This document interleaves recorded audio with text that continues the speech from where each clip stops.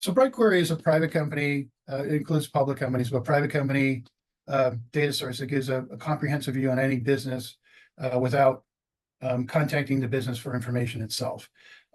It's unique from the fact that it's built on only government filings. And the reason for this is every business has to file with the state and federal agencies to operate a business. So in that case, we're starting with the entire population of a data set, and it's consistent from the same sources. It's also much more accurate than volunteer to survey data from legacy data companies because it's in sense a validation, because if you misfile your payroll, your income tax, or other filings with state and federal agencies, there can be severe penalties.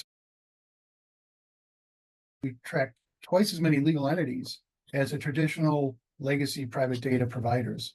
And the other interesting thing is we've been actually collected the data from 2010 through the present. So we're not just building a point in time data set. We're building a complete time series and history of every US company that is no longer in business since 2010 and is actively in business in 2010. The other interesting thing about our data set, because it's consistent and a time series and built on the company level, we can aggregate this data by industry and cross-section of geography. So we can build statistical views of underlying industries and economic analysis on any geography with this data. So basically, on a high level, how we view and categorize products would be on segmenting certain views of a company, right? So let's look at a company in terms of its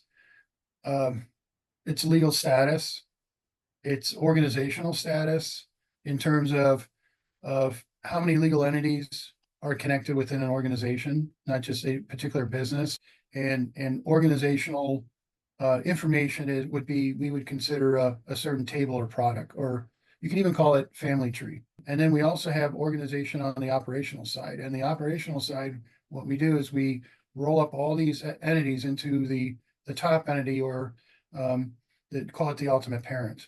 And from that, we deduce economic activity. So we look at employment and payroll. We look at financials. We impute financials on private companies, balance sheet and income statement. We look at their, do they have full-time employees or not? Are they a sole proprietor? Do they have multiple locations? And the other things that we can look at are their benefit plans. How much money is the company and the employees putting into these plans over time? How many different plans do they have? How many participants do they have? And how, for example, and how much per employee is being put into that. So, and then we also have what we call firmographics, which is like demographics, but for businesses. That would be, what industries are they in? What are all their identifiers, or EIN, or if they're public, their ticker, or other identifiers that can prove that the company is real and legal and in existence. Mainly those sources are from filing payroll and employment, so Department of Labor or IRS. We also pull in SEC filings and data, US Post Office for addresses. We have all the SBA loan data, and we have state of Delaware, all the stock filings from the state of Delaware. And then we have data from all the secretaries of state on legal entities. So once a month, and that's usually 2 to 3 weeks after the previous month, when the predominant amount of filings are done for every business, we rebuilt the entire data set from 2010 through the most recent monthly period.